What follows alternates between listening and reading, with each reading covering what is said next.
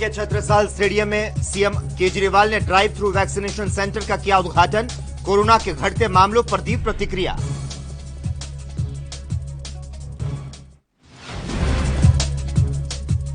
Corona संक्रमण की रफ्तार हुई धीमी। कोरोना कर्फ्यू में ढील देने पर विचार कर रही है यूपी सरकार। जहां कम मरीज वहां मिल सकती है राहत।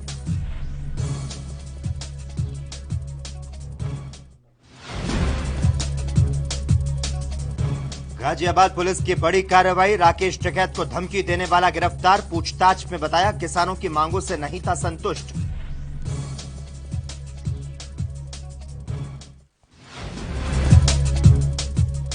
और मुंबई में एक बार फिर बढ़े पेट्रोल डीजल के दाम। 100 के पार हुआ पेट्रोल। उपभोक्ताओं ने जताई निराशा।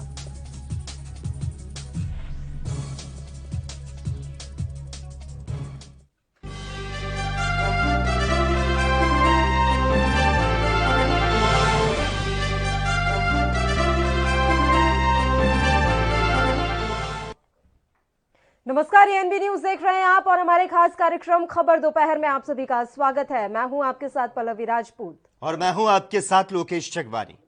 कोरोना संक्रमण की रफ्तार धीमी पड़ने के बाद उत्तर प्रदेश सरकार आंशिक कोरोना कर्फ्यू में ढील देने पर विचार कर रही है।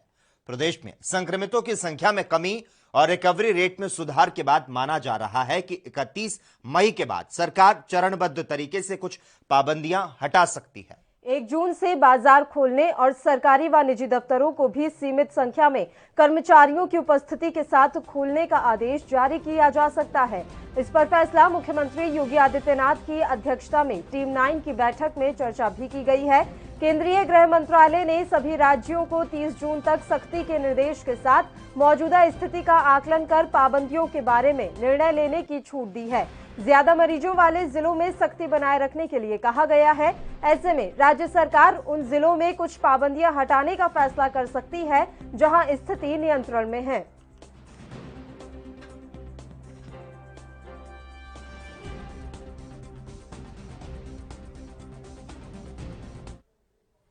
यूपी की कौशांबी पुलिस ने राकेश टिकैत को धमकी देने वाले एक आरोपी को गिरफ्तार कर लिया। बीती रात उसकी दिल्ली से गिरफ्तारी हुई। आपको बता दें, आरोपी इंजीनियरिंग कर चुका है और वो किसानों के धरने से नाराज था, इसीलिए उसने टिकैत को धमकी दी। पुलिस पूछताछ में पता चला कि आरोपी को किसानों की मांगे पसंद नहीं थी, इसलिए उसने भारतीय किसान यूनियन के राष्ट्रीय प्रवक्ता तक अपनी बात पहुंचाने के लिए धमकी भरे अंदाज में उन्हें व्हाट्सएप कॉल और मैसेजेस भेजे थे। बताया जा रहा है कि आरोपी ने इसके लिए अपना ही मोबाइल फोन इस्तेमाल किया था। हालांकि आरोपी से जो मोबाइल फोन बरामद किया गया है, उसके अलावा भी कई नंबरों से राकेश टिकैत को धमकियां मिल चुकी हैं। लिहाजा माना जा रहा है कि किसी और व्यक्ति या कुछ लोगों के द्वारा भी राकेश टिकैत को धमकी दी गई होगी।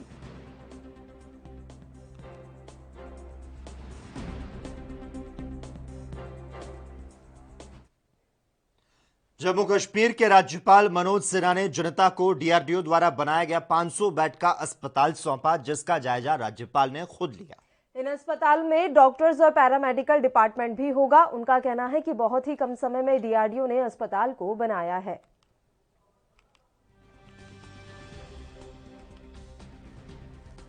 आज ऑनरेबल एलजी साहब ने 500 बेड का डीआरडीओ से बनाया गया हॉस्पिटल यहाँ पर डेडिकेट किया to the people of J and K. Delhi के मुख्यमंत्री अरविंद केजरीवाल ने शनिवार को दिल्ली के छत्रसाल स्टेडियम में ड्राइव थ्रू वैक्सीनेशन सेंटर का उद्घाटन किया। इस दौरान उनके साथ उप मुख्यमंत्री मनीष सिसोदिया मौजूद रहे। मुख्यमंत्री अरविंद केजरीवाल ने शुक्रवार को कहा था कि दिल्ली ने काफी हद तक कोविड-19 की दूसरी लहर पर काबू पा लिया है और अब धीरे धीरे लॉकडाउन हटाने की प्रक्रिया को शुरू किया जाएगा। सीएम केजरीवाल ने और क्या कुछ कहा, वो भी हम आपको सुनाते हैं। किया था कि कंस्ट्रक्शन एक्टिविटीज और दो एक्टिविटीज कल इंडस्ट्रीज अनाउंस की थी कि ये दोनों खुल सकती हैं, क्योंकि सबसे गरीब तबका जो प्रवासी मजदूर है वो सबसे ज़्यादा यहीं पे काम करता है और लॉकडाउन के दौरान सबसे ज़्यादा गरीब लोगों को दिक्कत होती है। धीरे धीरे आने वाले हफ्तों में जैसे जैसे केसेस कम होंगे, आज जो पिछले 24 घंटे में लगभग 900 केस आए हैं, पहली बार 1000 से कम केस हुए हैं। तो मैं उम्मीद करता हूं कि जैसे जैसे केस कम होंगे हम और अनलॉकिंग करेंगे। मैं उनसे सहमत हूं, व्यापारियों की व्यथा को मैं समझता हूं उनकी एंग्जाइटी को भी समझता हूँ। और मैं आज अखबारों में पढ़ रहा था कि वो थोड़े नाराज़ हैं। मैं उनसे कहना चाहता हूँ कि देखो, बड़ी मुश्किल से हम लोगों ने महीने डेढ़ महीना लॉक करके और स्थिति को काबू पाया है। उसको मैं समझता हूँ, लेकिन अभी वो थोड़ी सी पेशेंस रखें, जल्दबाजी ना करें। बहुत जल्दी हम चाहते हैं कि मार्केट्स भी खुलें, उनकी दुकानें भी खुलें, और धीरे धीरे जैसे जैसे स्थिति काबू में आती जाएगी। हम तो वैक्सीन मांग रहे हैं। वैक्सीन मांगने में राजनीति कैसी है? जनता को वैक्सीन चाहिए, वैक्सीन दिला दो। कहाँ से वैक्सीन लें वो बताएं। केंद्र सरकार को वैक्सीन प्रोक्योर करनी है, केंद्र सरकार वैक्सीन प्रोक्योर करके हमें दे, हम सबको वैक्सीन लगा देंगे। ये वाला टाइम तू मैं करने का नहीं है। ये इस तरह से आरोप प्रत्यारोप का टाइम नहीं है। ये फिंगर पॉइंटिंग का टाइम नहीं है। ये एक दूसरे के साथ तर्क कुतर्क करने का टाइम नहीं है। देश बहुत बड़ी आपदा से गुजर रहा है। दुनिया भर का एक्सपीरियंस ये दिखाता है कि वैक्सीनेशन इसका एकमात्र समाधान है। तो पूरे देश को मिलकर वैक्सीन खरीदनी चाहिए, राज्य सरकारों को बांट दे, हम वैक्सीन लगा देंगे। ये तर्क।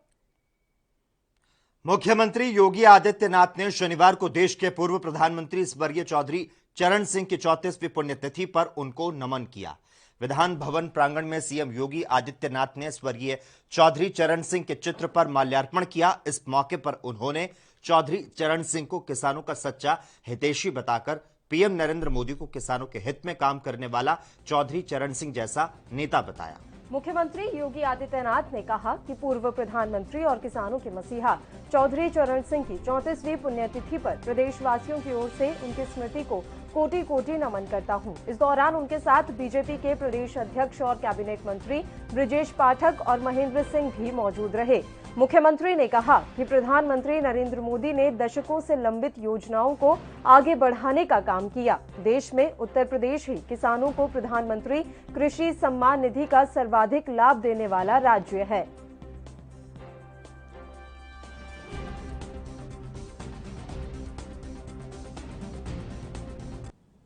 पूर्व प्रधानमंत्री, किसानों के मसीहा स्वर्गीय चौधरी चरण सिंह जी की 34वीं पुण्यतिथि के अवसर पर मैं राज्य सरकार की ओर से और प्रदेशवासियों की ओर से उनकी स्मृतियों को कोटि कोटि नमन करते हुए उन्हें विनम्र श्रद्धांजलि अर्पित करता हूं। हम सब जानते हैं कि चौधरी चरण सिंह जी किसानों के परम। अभी हाल ही में खेती के लिए आवश्यक डीएपी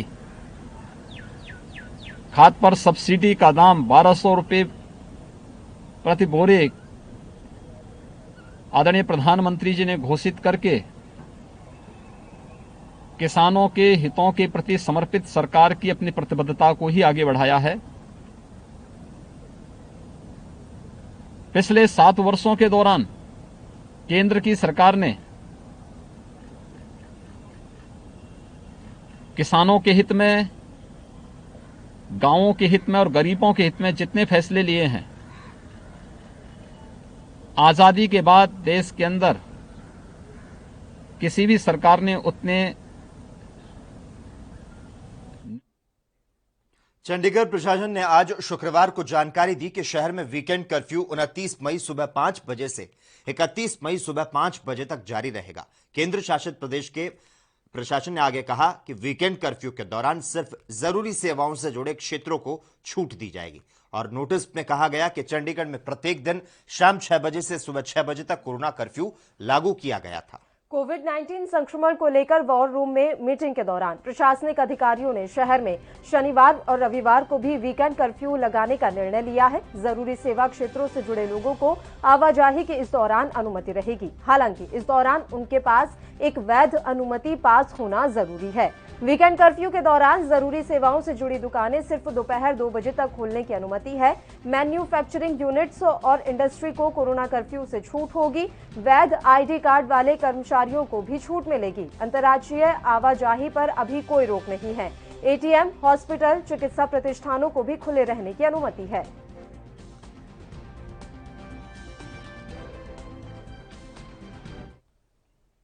जम्मू कश्मीर के श्रीनगर में कोरोना कर्फ्यू के दौरान सड़कें सुनसान और दुकानें बंद दिखाई दी। आपको बता दें, जम्मू कश्मीर में 31 मई तक के लिए कोरोना कर्फ्यू लागू है। लोग अपने घरों में रह रहे हैं, घर के बाहर सिर्फ आवश्यक चीजों के लिए जा रहे हैं। लोगों का कहना है कि लॉकडाउन इसी तरह रहा तो कोरोना केस कम हो सकते हैं।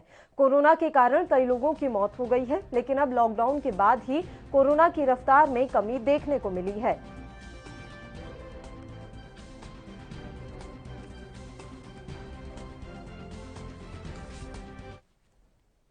उत्तर प्रदेश के अलीगढ़ में जहरीली शराब का तांडव लगातार जारी है। अब तक जहरीली शराब से 36 लोगों की मौत हो चुकी है, जिसमें से 25 शवों का पोस्टमार्टम हो चुका है, जबकि 11 और शवों का पोस्टमार्टम होना अभी बाकी है।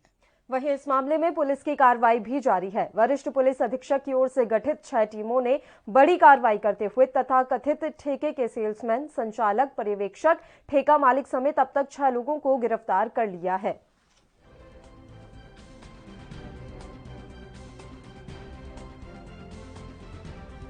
कल 28 मई को जनपद अलीगढ़ में जो जहरीली शराब पीने से मृत्यु की सूचना पुलिस को प्राप्त हुई थी, उस संबंध में तत्काल घटनास्थल का मुआयना कर 6 टीमों को गठित किया गया था।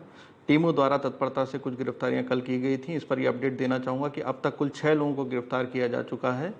इन 6 अभियुक्तों के विरुद्ध 3 थानों में संगीन धाराओं में मुकदमे दर्ज किए गए हैं और वहीं इनके विभिन्न ठिकानों पर पुलिस द्वारा दबिशें दी गई। जो 2 फरार अभियुक्त हैं, उनके ऊपर 50-50 हज़ार का इनाम घोषित किया गया है।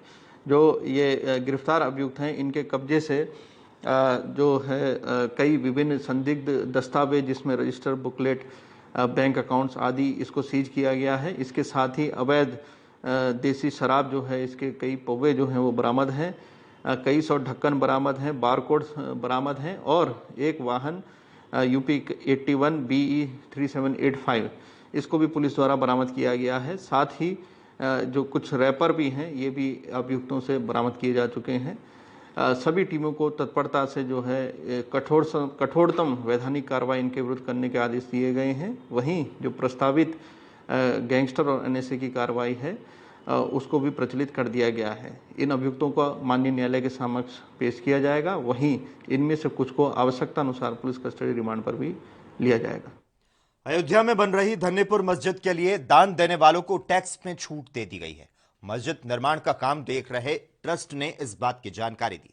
इंडो इस्लामिक कल्चरल फाउंडेशन के ट्रस्टी कैप्टन अफजाल अहमद ने बताया कि इनकम टैक्स एक्ट की धारा 80G के तहत दान में टैक्स से छूट दी गई है। फाउंडेशन के ट्रस्टी कैप्टन अफजाल बताते हैं कि पिछले साल 1 सितंबर को IT एक्ट की धारा 80G के तहत टैक्स छूट के लिए अर्जी दी गई थी, जिसे इस साल 21 जनवरी को खारिज कर दिया गया था।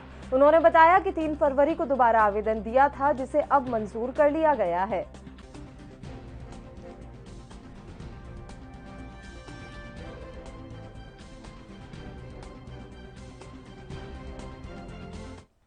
उत्तर प्रदेश की राजधानी लखनऊ समेत सूबे के 37 जिलों में यास तूफान का असर जो है वो दिखने लगा है। कई जिलों में शुक्रवार सुबह से मौसम का मिजाज बदला रहा। लखनऊ में बादल छाए रहे और कई जगह हल्की बारिश हुई। मिर्जापुर में तेज हवा चलने से कई पेड़ गिर गए। मौसम वैज्ञानिकों का कहना है कि रविवार को भी पूर्वी उत्तर प्रदेश में यास तूफान का काफी असर देखने को मिलेगा। बंगाल की खाड़ी से उठे यास तूफान को लेकर आंचलिक मौसम विज्ञान विभाग ने चेतावनी जारी कर कहा कि शुक्रवार व शनिवार को प्रदेश के पूर्वी जिलों में 50 से 60 किलोमीटर प्रति घंटे की रफ्तार से आंधी चलने और गरज चमक के साथ बारिश होती रहेगी।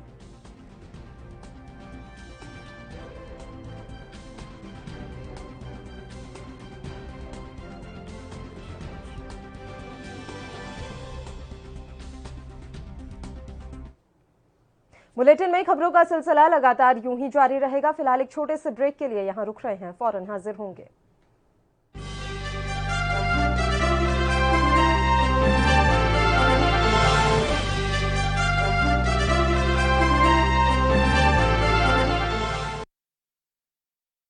क्या आप दुबले पतले कमजोर हैं? आपकी सेहत नहीं बनती, भूख कम लगती है, वजन नहीं बढ़ता। दरअसल मेन बात खाना पीना खाना नहीं है, मेन बात है खाया पिया लगना। और अगर खाया पिया लगेगा ही नहीं तो सेहत बनेगी कैसे?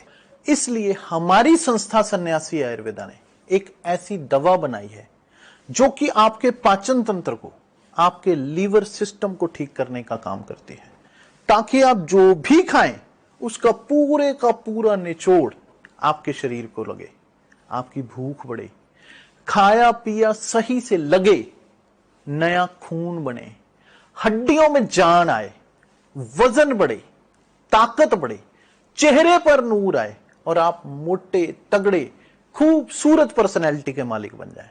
यह दवा पूरी तरह से आयुर्वेदिक होती है। इसका शरीर पर कोई भी साइड इफेक्ट, कोई भी नुकसान या दुष्प्रभाव नहीं होता। लड़के लड़कियां दोनों इसका इस्तेमाल कर सकते हैं और पहले 15 दिन के अंदर ही आपको इसका असर महसूस हो जाएगा।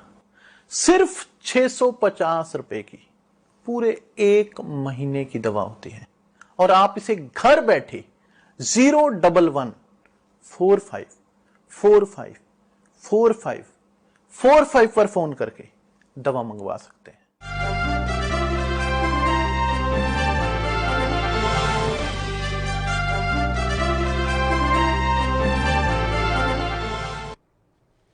ब्रेक के बाद खबर दोपहर में एक बार फिर से आपका स्वागत है। यास तूफान के कारण गुरुवार की देर रात से लगातार हो रही मूसलाधार बारिश ने उत्तर बिहार के सबसे बड़े चिकित्सा संस्थान डीएमसीएच की जल निकासी व्यवस्था की पोल एक बार फिर से खोल दी है।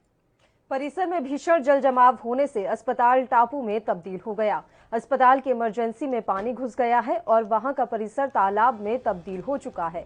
मरीजों के अलावा चिकित्सक, नर्सों व कर्मियों को जल जमाव के कारण भारी परेशानी झेलनी पड़ रही है। वहीं दूसरी ओर अस्पताल का मेडिसिन विभाग परिसर पूरी तरह से डूब चुका है। परिसर में कई फुट पानी जमा हो चुका है। अगर बारिश जल्द नहीं थमती तो पानी वार्ड में प्रवेश कर सकता है। अधीक्षक कार्यालय परिसर झील में तब्दील हो चुका है।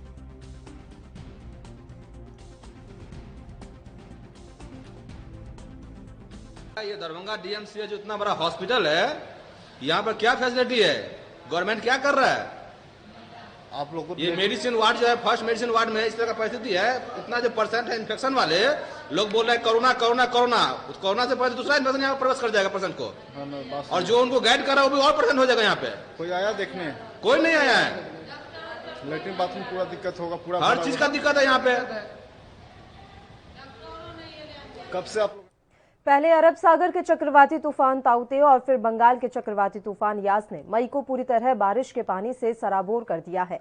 इसके चलते मई में मौसम से जुड़े रिकॉर्ड की झड़ी लग गई है। शनिवार की सुबह तक इस महीने में 351 मिलीमीटर बारिश हो चुकी है, जो मौसम विभाग में मौजूद 121 साल के रिकॉर्ड में सर्वाधिक है। बारिश का यह आंकड़ा कितना अधिक है, इसका अंदाजा मई में होने वाली बारिश के औसत आंकड़े से लगाया जा सकता है। इस महीने का औसत आंकड़ा महज 45 मिलीमीटर है। ऐसे में अगर औसत आंकड़े से इस मई के आंकड़ों की तुलना की जाए तो अब तक औसत से करीब 8 गुना ज्यादा बारिश रिकॉर्ड की जा चुकी है, जबकि महीने में अभी 3 दिन शेष है। प्राप्त आंकड़ों से अगर बीते साल में मई के अधिकतम तापमान की तुलना करें तो बीते 78 साल में यह आंकड़ा हमें कभी नहीं मिलेगा।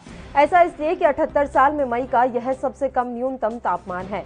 पूरे मई में औसत अधिकतम तापमान की बात करें तो ये 38 डिग्री सेल्सियस रहा, जबकि इस बार ये 31 डिग्री सेल्सियस तक पहुंच चुका है। इसके चलते इस बार मई में लोगों को उस तरह गर्मी का एहसास नहीं हुआ जिसके लिए यह महीना जाना जाता है। हालांकि मौसम विशेषज्ञ कैलाश पांडे के अनुसार आगे हल्की से मध्यम बारिश का पूर्वानुमान है। रविवार से मौसम साफ होने की उम्मीद बन रही है।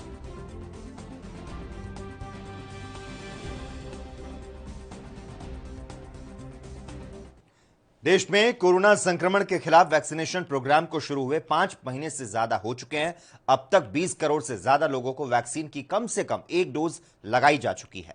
सरकार से जब 18 साल से ऊपर के सभी लोगों को वैक्सीन लगाने की मंजूरी दी है, तब से वैक्सीन की कमी की बातें सामने आ रही है। दिल्ली, पंजाब समेत कई राज्यों ने वैक्सीन की कमी दूर करने के लिए ग्लोबल टेंडर जारी किए थे, लेकिन कंपनियों ने यह कहते हुए वैक्सीन देने से मना कर दिया था कि वो सिर्फ केंद्र सरकार से डील कर सकती है। अब जानकारी मिली है कि केंद्र सरकार भी वैक्सीन आयात करने की तैयारी कर रही है।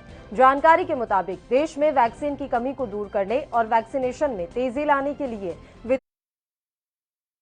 देशों से वैक्सीन आयात की जा सकती है। हाल ही में अमेरिकी कंपनी फाइजर ने भारत को अगले कुछ महीनों में 5 करोड़ डोज देने की बात कही है। इसी तरह जिन वैक्सीन को मंजूरी मिल चुकी है उन्हें आयात किया जा सकता है ताकि वैक्सीनेशन में तेजी लाई जा सके।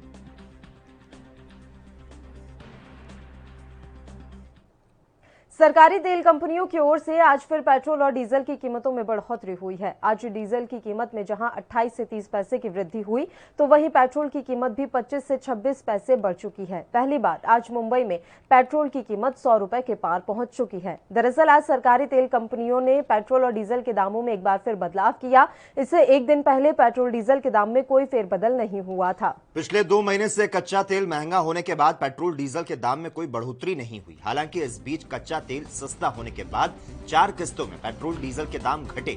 इसके पेट्रोल 77 पैसे प्रति लीटर सस्ता हुआ, लेकिन फिर से इस महीने इसके दाम बढ़ने शुरू हुए हैं।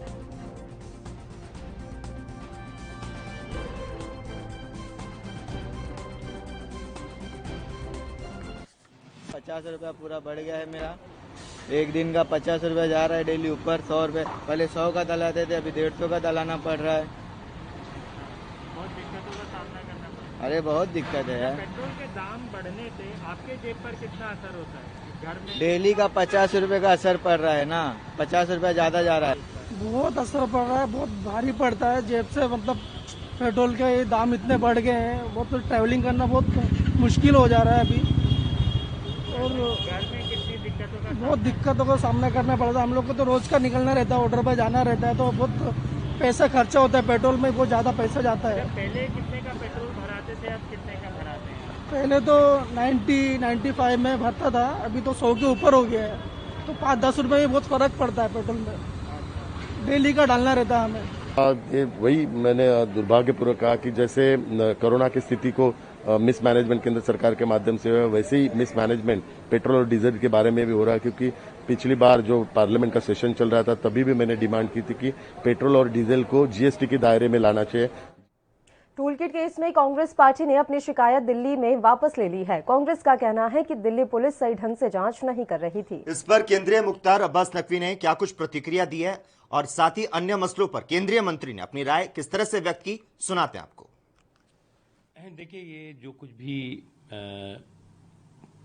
वहाँ की मुख्यमंत्री, पश्चिम बंगाल की मुख्यमंत्री ने किया है, वो जानबूझकर किया गया संविधान और लोकतंत्र के खिलाफ एक बहुत बड़ा अपराध है।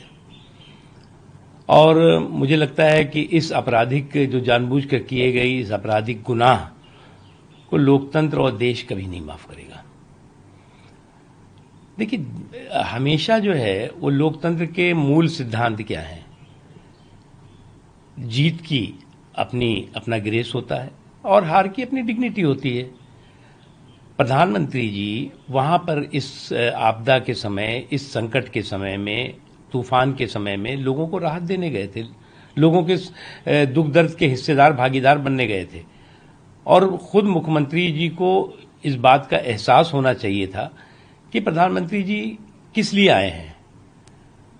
आप जो है वहां पर अपना पॉलिटिकल स्कोर करने में लग गई। एक बहुत ही शर्मनाक काम और एक बहुत ही।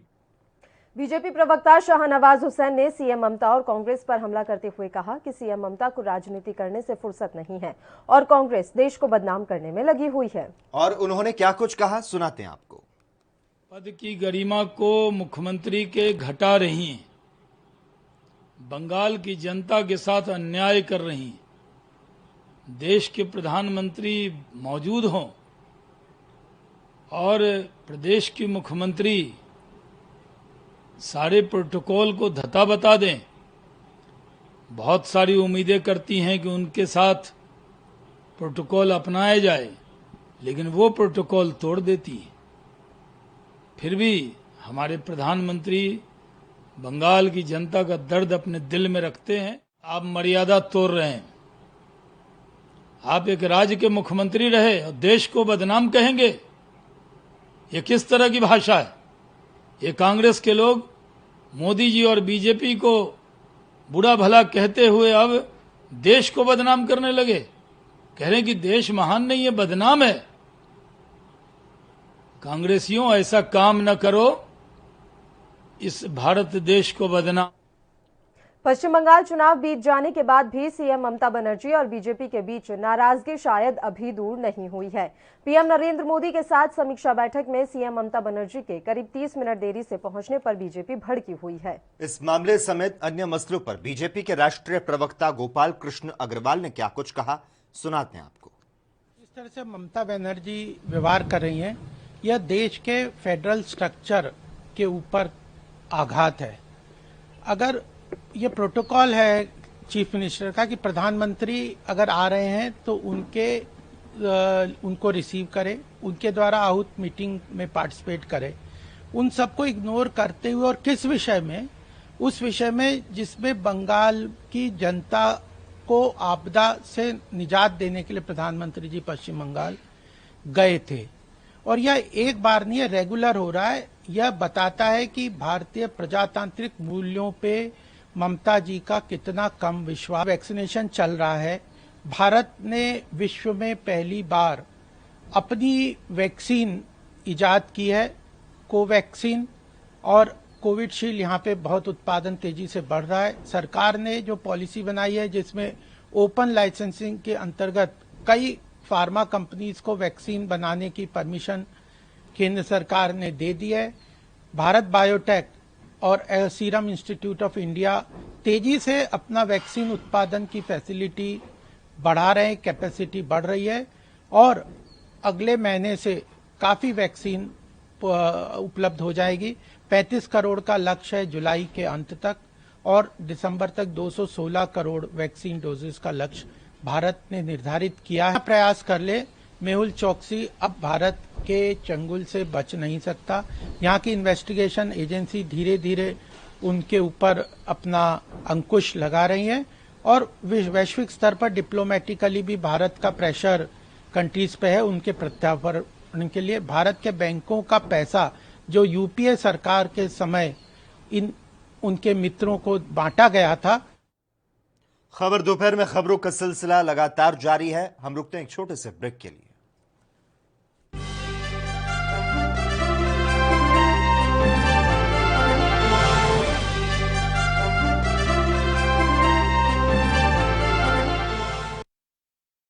क्या आप दुबले पतले कमजोर हैं? आपकी सेहत नहीं बनती, भूख कम लगती है, वजन नहीं बढ़ता? दरअसल मेन बात खाना पीना खाना नहीं है, मेन बात है खाया पिया लगना। और अगर खाया पिया लगेगा ही नहीं तो सेहत बनेगी कैसे? इसलिए हमारी संस्था सन्यासी आयुर्वेदा ने एक ऐसी दवा बनाई है जो कि आपके पाचन तंत्र को, आपके लीवर सिस्टम को ठीक करने का काम करती है, ताकि आप जो भी खाएं उसका पूरे का पूरा निचोड़ आपके शरीर को लगे, आपकी भूख बढ़े, खाया पिया सही से लगे, नया खून बने, हड्डियों में जान आए, वजन बढ़े, ताकत बढ़े, चेहरे पर नूर आए, और आप मोटे तगड़े खूबसूरत पर्सनैलिटी के मालिक बन जाएं। यह दवा पूरी तरह से आयुर्वेदिक होती है। इसका शरीर पर कोई भी साइड इफेक्ट, कोई भी नुकसान या दुष्प्रभाव नहीं होता। लड़के लड़कियां दोनों इसका इस्तेमाल कर सकते हैं, और पहले 15 दिन के अंदर ही आपको इसका असर महसूस हो जाएगा। सिर्फ 650 रुपए की पूरे 1 महीने की दवा होती है, और आप इसे। सेना का बड़ा ऑपरेशन जम्मू कश्मीर में तंगधार सेक्टर में हथियारों का जखीरा बरामद किया है। ये बड़ी जानकारी इस समय सामने निकल कर आ रही है। एएनबी न्यूज पर इस समय आप देख रहे हैं। 3 AK-47, 6 मैगजीन और पिस्तौल बरामद की है पुलिस ने। ये बड़ा ऑपरेशन यहां पर चलाया गया है। अभी भी ये बताया जा रहा है कि इलाके में सेना का सर्च अभियान जारी है। कुपवाड़ा से इस वक्त की बड़ी और अहम खबर, पुलिस और सेना का बड़ा ऑपरेशन। यहां हथियारों का एक बड़ा जखीरा बरामद किया गया है। ये जानकारी मिल रही है कि तंगधार सेक्टर में हथियारों का ये जखीरा पुलिस और सेना ने संयुक्त ऑपरेशन में बरामद किया है, और इसमें 3 AK-47, 6 मैगजीन और पिस्तौल पुलिस और सेना ने बरामद की है। अभी भी इलाके में सेना का सर्च अभियान जारी है, और ये जानने की कोशिश की जा रही है कि क्या इस तरीके के और भी हथियार बरामद हो सकते हैं। ये बड़ी जानकारी मिल पा रही है जम्मू कश्मीर से। तमाम दर्शकों को बता दें, तंगधार सेक्टर में हथियारों का जो जखीरा है उसे बरामद किया गया है, और इस कार्रवाई को अंजाम दिया गया है। 3 AK-47, 6 मैगजीन और पिस्तौल को इसमें बरामद किया गया है। हालांकि इलाके में सेना का सर्च अभियान जो है वो लगातार जारी है। इस वक्त की बड़ी जानकारी जम्मू कश्मीर से मिल पा रही है, जहां पर कुपवाड़ा पुलिस और सेना ने बड़े ऑपरेशन को अंजाम दिया है और साथ ही तंगधार सेक्टर में हथियारों का जो जखीरा है उसे बरामद किया गया है। तो ये बड़ी जानकारी मिल पा रही है। 3 AK-47, 6 मैगजीन और पिस्तौल को यहां पर बरामद किया गया है। तो सुरक्षा बलों ने इस बड़ी कार्रवाई को अंजाम दिया है। ये बड़ी जानकारी जम्मू कश्मीर से मिल पा रही है। कुपवाड़ा पुलिस और सेना ने बड़े ऑपरेशन को अंजाम दे दिया है और इसमें तंगधार सेक्टर में हथियारों का जो जखीरा है उसे बरामद किया गया है। जम्मू कश्मीर से यह बड़ी जानकारी। 3 AK-47, 6 मैगजीन और पिस्तौल बरामद की गई है।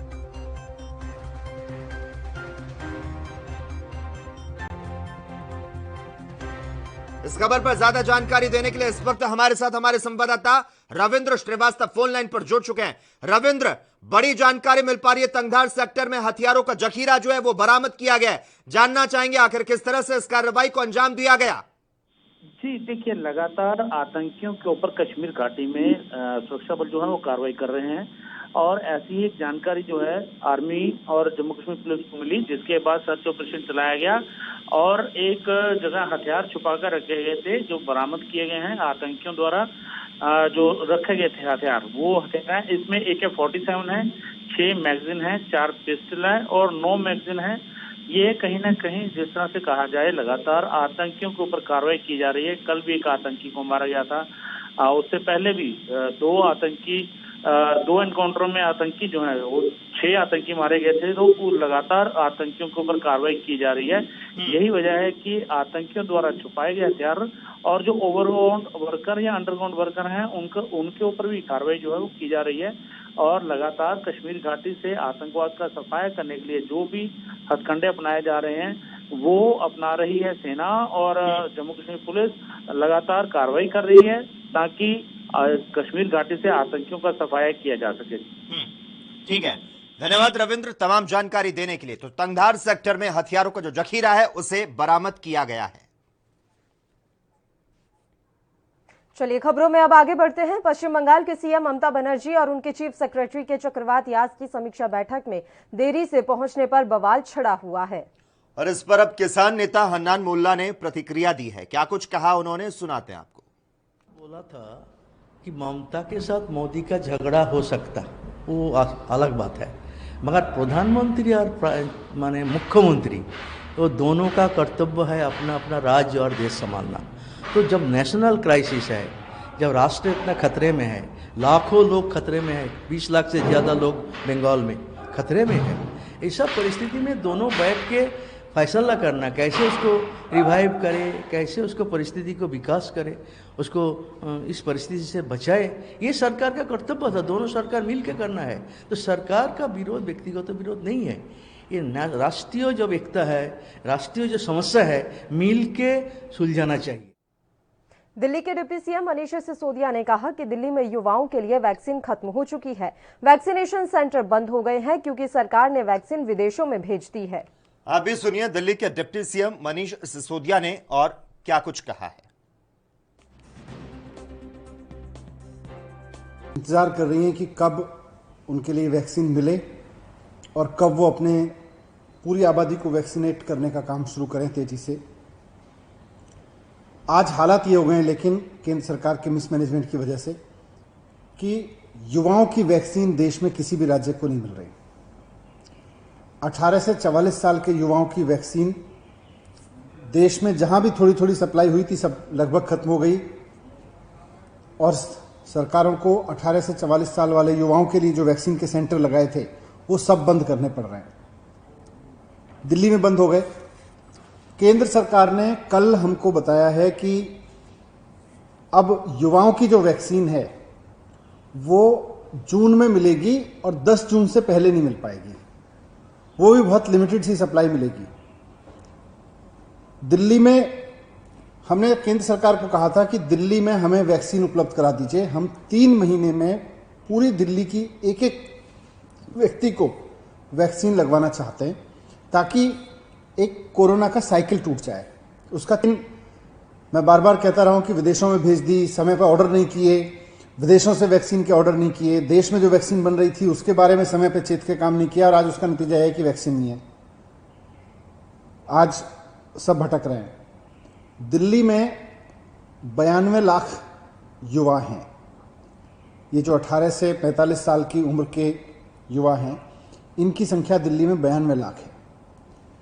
इनके लिए हमको 1,84,00,000 डोजेज चाहिए वैक्सीन की।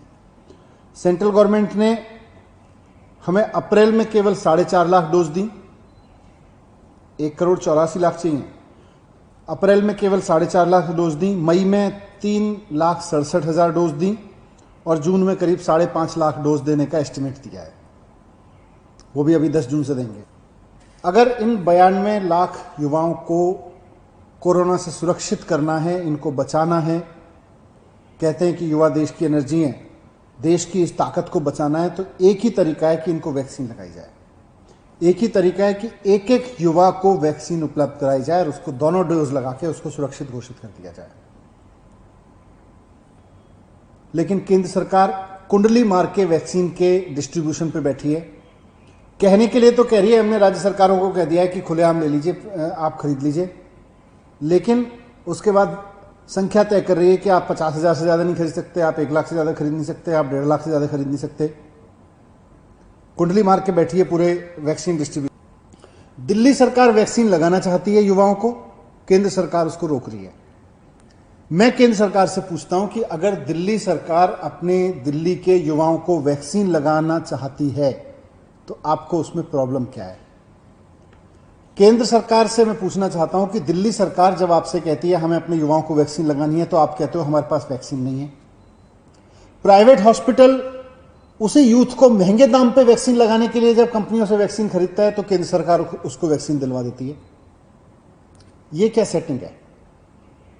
मतलब राज्य सरकार अगर युवाओं के लिए वैक्सीन मांगे तो केंद्र सरकार कहती है कि वैक्सीन नहीं है, वैक्सीन कंपनियां वैक्सीन नहीं बना पा रही, वैक्सीन कंपनियों के पास वैक्सीन उपलब्ध नहीं है। उन्हीं कंपनियों से केंद्र सरकार प्राइवेट हॉस्पिटल्स को वैक्सीन दिलवा रही है, क्योंकि प्राइवेट हॉस्पिटल्स महंगे दाम पे फिर उन युवाओं को लगा रहे हैं। जो वैक्सीन राज्य सरकार फ्री में लगाना चाहती है अपने युवाओं को, वो वैक्सीन प्राइवेट हॉस्पिटल 1,000 रुपए में। महाराष्ट्र में कोरोना की रफ्तार अब थमती हुई नजर आ रही है। वहीं लोग घर से बाहर कोरोना की डोज लेने के लिए निकले। उनका कहना है कि लॉकडाउन के चलते कोरोना की रफ्तार थमी है। नहीं, ये तो बहुत एक अच्छी बात है कि संख्या कम हो रही है। अगर लोग बाकायदा नियम का पालन करें और या जो भी सरकार के निर्देश हैं उसके अनुसार चलें तो डेफिनेटली इन्हें बिल्कुल निश्चित है कि संख्या कम होनी है और लोगों का सहयोग बहुत आवश्यक है। लोगों में जागरूकता आनी ही चाहिए। वैक्सीनेशन का कुछ असर है ऐसा लग रहा है आपको? जी हाँ, वैक्सीनेशन का तो असर होता ही है। जैसे अब मुझे 85 दिन हो गए हैं तो मैं दूसरा डोज लेने आया हूँ। काफी दिनों से इंतजार कर रहे थे कि जनता जागरूक हो जाए, सरकार भी उचित कार्रवाई करे और ये एक मिला जुला दुग्ध शर्करा योग है कि नागपुर में संख्या कम हो गई है और ये नागपुर वासियों के लिए अभी भी अलर्ट रहना है, पूरे नियमों का पालन करना है ताकि यह संख्या 0 के बराबर हो जाए।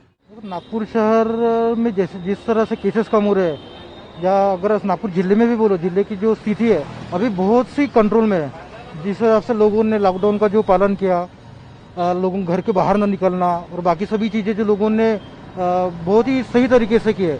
गवर्नमेंट ने भी 11 बजे तक का ही जो समय दिया, लोगों ने दुकानें सबने 11 बजे तक बंद की, लोगों ने भी सभी जो चीज़ें 11 बजे से पहले खरीद ले। ये जो लॉकडाउन हुआ है तो ये लॉकडाउन की वजह से ही जो कोरोना की जो आंकड़े हैं वो लगातार कम आ रहे हैं और दूसरा लोगों को अवेयरनेस हो गया है कोरोना के बारे में और लोग जागरूक हो गए और लोग जो गवर्नमेंट की तरफ से जो भी इंस्ट्रक्शन आ रहे हैं तो लोग फॉलो कर रहे हैं और जो भी लॉकडाउन की वजह से एक नंबर पे लॉकडाउन जो हुआ है उसकी तरफ से बहुत इफेक्ट हुआ है।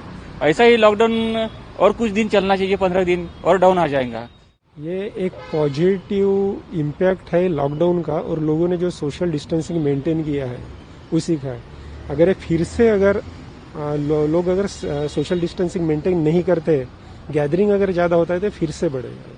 गवर्नमेंट अलग बता रहे, डॉक्टर्स अलग बता रहे, कम हो रहे से बोल ही नहीं सकते ना। जितना भी लोग कम हो रहे बोलेंगे ना, फिर लोग उतने फ्री होते जाएंगे और उतनी सेकंड स्टेज और बढ़ता जाएगा। सेकंड स्टेज गया, उसके बाद थर्ड आएगा। कम हो रहा है ऐसे बोलो ही मत, और बढ़ रहे लोगों को डरा जिन्हें वो घर। साल 2019 में हुए पुलवामा हमले में मेजर विभूति शंकर ढूंढियाल शहीद हो गए थे। ये गौर हो कि शहीद मेजर ढूंढियाल की शादी महज 9 महीने पहले ही हुई थी। ऐसे में उनकी मौत के बाद उनकी 27 वर्षीय पत्नी निकिता कौल ढूंढियाल विधवा हो गई थी। लेकिन निकिता ढूंढियाल ने उस वक्त फैसला लिया कि वो भी सेना को ही ज्वाइन करेंगी। उनका ये फैसला अब फलीभूत हो गया है, जब निकिता ने 29 मई 2021 को लेफ्टिनेंट निकिता कौल ढूंढियाल के तौर पर आर्मी ज्वाइन की। गौरतलब है कि जब शहीद मेजर ढूंढियाल का शव तिरंगे में लपेटकर देहरादून लाया गया था, तब अंतिम दर्शन में उनकी पत्नी निकिता ने सल्यूट कर अपने पति को अंतिम विदाई दी थी और तभी सेना में सेवा करने का मन बना लिया था। उस वक्त निकिता ने कहा था कि मैं अपने पति के अधूरे काम को पूरा करना चाहती हूँ, तभी उन्हें सच्ची श्रद्धांजलि मिलेगी। आज वो सपना सच हो गया जब सेना में उनकी विधिवत ज्वाइनिंग हो गई। आपको बता दें, भारतीय सेना अपने अदम्य साहस और हिम्मत की मिसाल के लिए जानी जाती है। ऐसे में उनके परिवार वाले उनके शहीद होने पर गौरवान्वित महसूस करते हैं और भारतीय सेना के प्रति और समर्पित होकर आगे भी सेवा देने की बात करते हैं।